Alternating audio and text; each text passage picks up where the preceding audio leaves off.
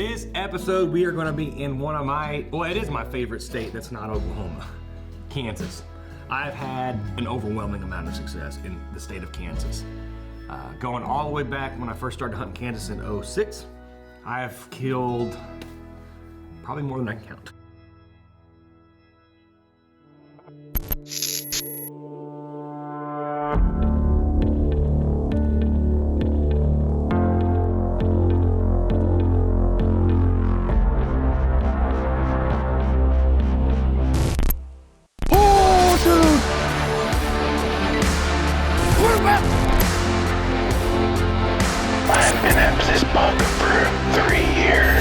That's what it's about. Having fun.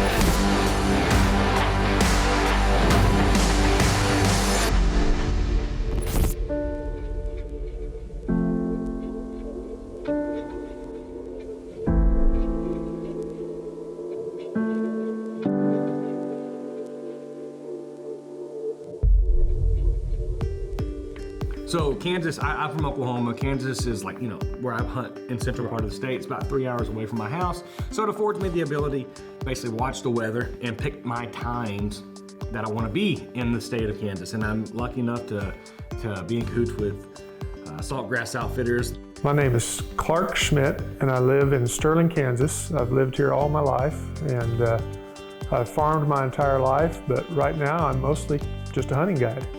James Silman, live in Sterling, Kansas. Currently I'm working full-time for Home Lumber. Also am a partner with Clark Schmidt with Saltgrass Outfitters.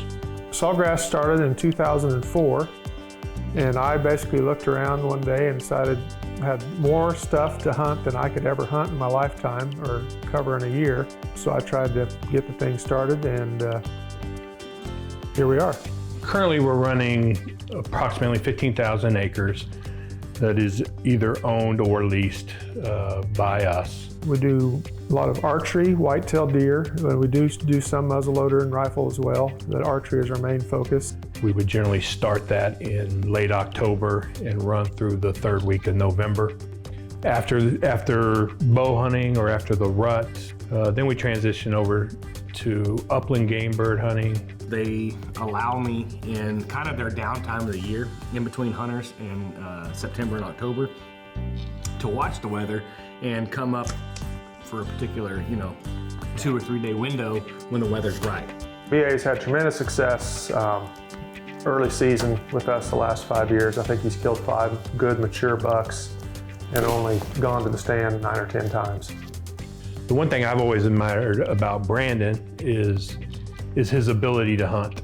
He has a unique ability to be very cognizant of where he's stepping, a unique ability of how we're going to access that stand, cognizant of the wind. He's efficient with his time. I'm not throwing darts at a calendar and picking my dates. I'm, looking at my weather app a week, 2 out. He lives 3 hours from here, has the ability to pack up on short notice to take advantage of weather and cold front systems. When there's a big drop in temperature, especially 10 degrees or more, that day is going to be a good day to be in the woods. And setting over a food source or sitting in between bedding and food source. Basically, deer are going to be on their feet heading to food. There's actually no scientific data that backs it up. And not only is there no scientific data that backs up that claim that the weather makes deer move more, there's actually active evidence that they don't move more. My name is William McKinley. I'm the Deer Program Coordinator with the Mississippi Department of Wildlife, Fisheries, and Parks. My name is Dallas Barber. I'm the big game biologist for the Oklahoma Department of Wildlife Conservation. There's a claim or belief that temperature is a driver of deer movement. There hasn't been a lot of research done on that particular topic, but with a lot of the GPS collar studies that we have currently going on now and in the past, some of these questions have been answered. Some research at MSU showed that deer were actually up and moving during hot weather and that weather didn't have as much impact on total movement. So far, there's really not a whole lot of correlation to that, which is probably different than what a lot of people are just anecdotally seeing out on the landscape. However, the long distance movement did appear to be suppressed with that study. Bucks were up on their feet, but they were walking around more in a core area near their bedding area, so they were not in those corridors or on the food sources until it cooled off after dark. You know, until there's any sort of like real rock hard data that we can base anything like that off of, it's pretty safe to say right now that there's really not a whole lot of correlation to it.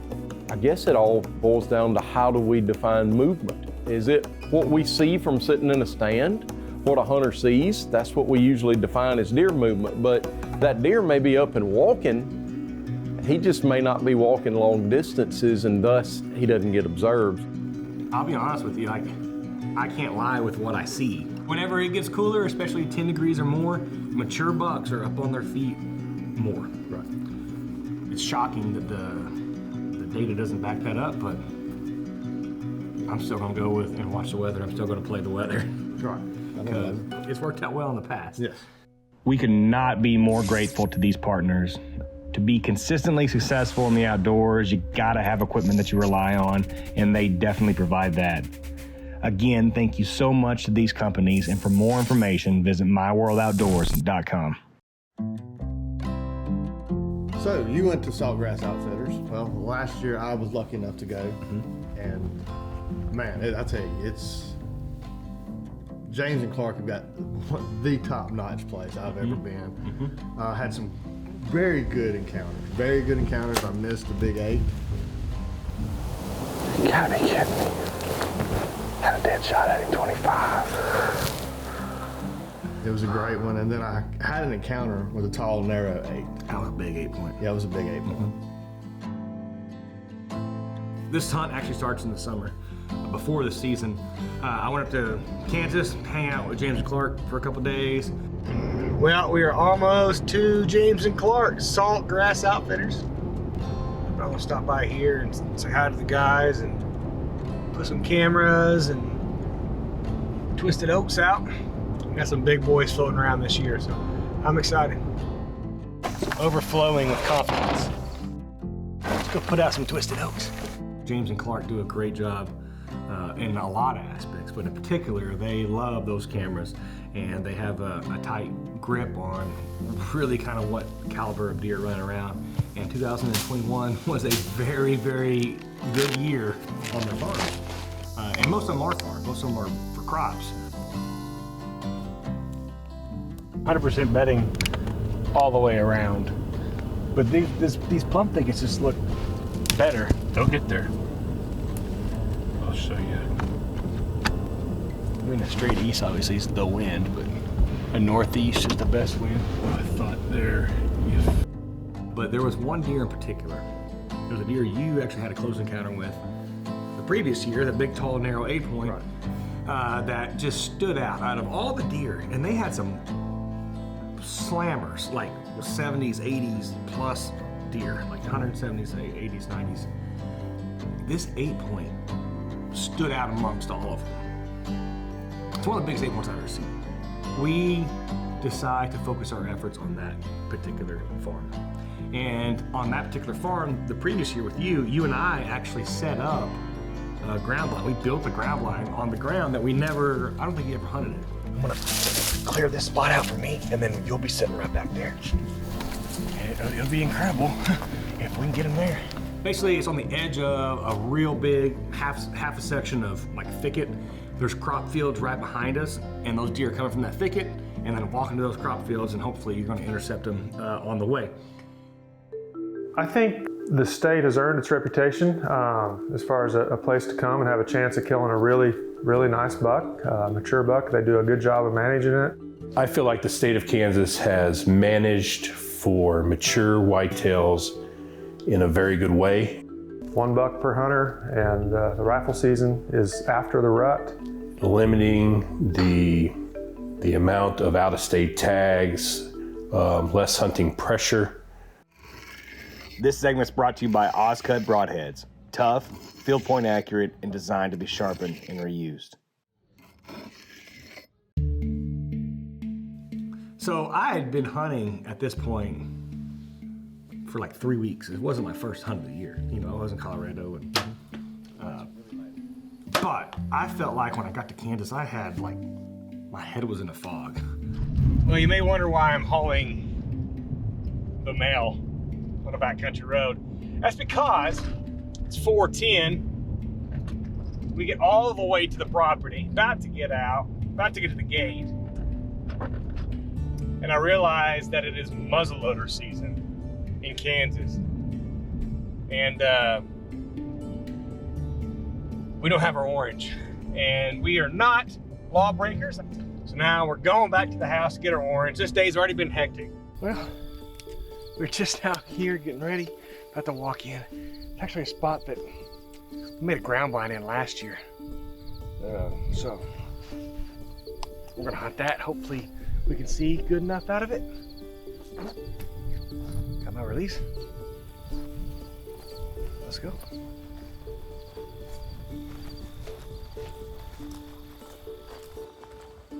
I tell you what, if it happens out of this ground blind, it's gonna be special. It's gonna be in your face, especially on an animal of the caliber of that 8-point. Okay.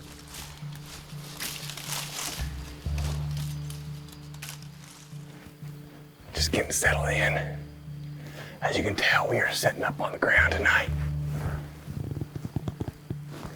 As you can probably also tell, it's up close and personal. This is a spot that we know pretty well. We actually made this blind last year for a north wind.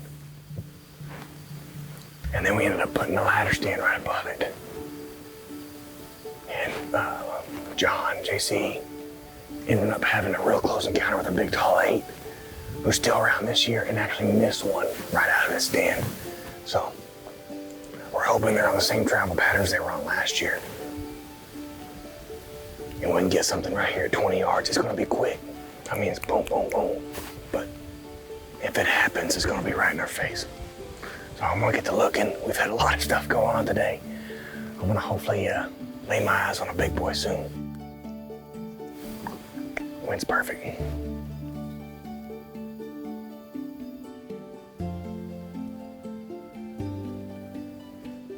Even though it was a cooler evening, and that's why we were there, is because it was a pretty significant drop in weather. It's still warm. It's in September, you know. But we have deer coming out almost immediately. Does, young bucks, out in front of us, walking to the crop field. And my brother-in-law, Keith, is actually filming me. He looks up and he says, "Big buck, big buck, big buck." I look up and there's a stud coming our way.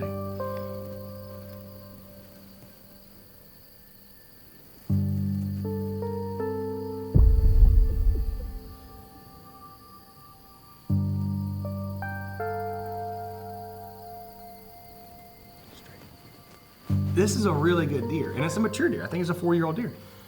Maybe a 3-year-old, but 3, 4, solid deer. And he comes out and is at 20 yards, and I pass him.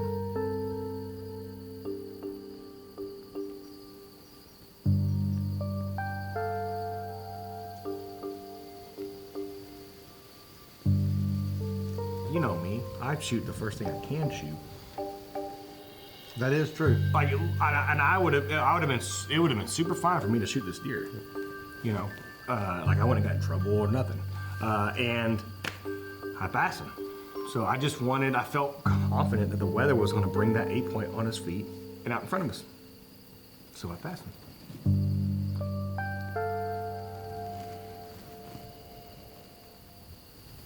That's a heck of a way to start off your Kansas hunt.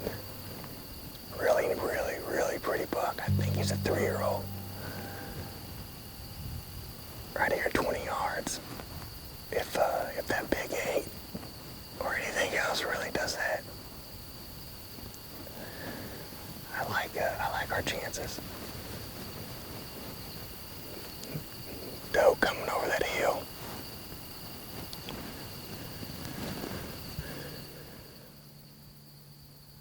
And we look up on the same trail that buck had disappeared on, and we spotted antlers coming. It was him. That tall, narrow 8 is heading directly at us. He's coming. You see him?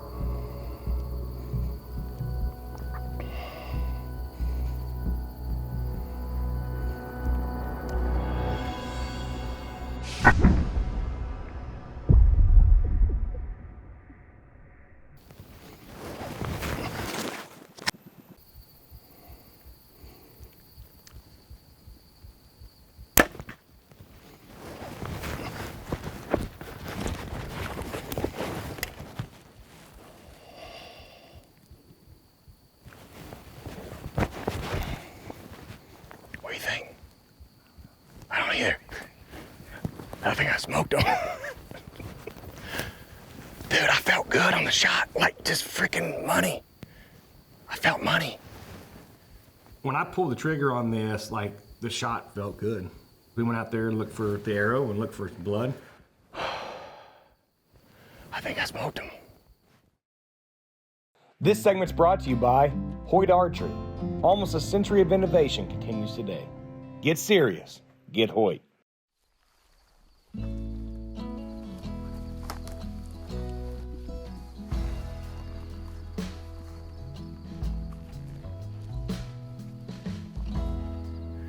Blood. Blood everywhere, dude. Oh, here's the arrow right here. Oh, yeah. That's what you want to see. There's blood everywhere, so we knew it was a good hit. But, hey, right here. I see him, buddy. I see him. Keith. Look at the size of this 8-point. Holy cow. I'm at a loss of words. This is a giant 8-point. I cannot believe this. Dude, look at the beams on this deer and the mass. Crazy mass. Way better than I thought. What an incredible buck. I cannot be more thankful to James Stillman and Clark Schmidt. I've been coming up to Central Kansas hunting with them for years, and I've had great success year after year. We were sitting in a blind that we actually built last year, and I thought it'd be a really cool experience to hunt on the ground, and boy, am I glad that I did. We had a great buck. It was either a 3 or a 4-year-old out in front of us. At 15, 20 yards, I actually found the end of his main beam that he broke off, which is crazy. And then we passed him up, and then this big boy came in toward last lie around 7:30, about 30 minutes left of daylight. Coming to you on the ground, eye to eye with him, I can only imagine he probably looked 300 inches. Well, he's a big deer. I mean, just being that close to him, though, you know. Like being on the ground in a cedar blind, I mean, nothing between you. Right. It's a different thing than being 20 feet up in a tree. Yep. It's just a different feeling. I tell you, I was so happy for you when you got it, and finally got that 8 down. It's a really good deer. He's as good as the 8 as we've got. I know that. He's as big as 8 I've ever killed. Yeah, he's a giant. He really is. James, Beautiful. thank you, brother, for everything. Thank you, man. Thank you. This is fun. It truly is a special animal and a testament to what Saltgrass Outfitters and James and Clark and do. the state of Kansas has to offer. Man, I'm grateful. I really am. That's a big deer. Giant. You know, I roll in to central Kansas and kill on the first day. So this is 5 seasons in a row where I've hunted a total of 9 days now. And in my opinion, it's because I'm watching the weather.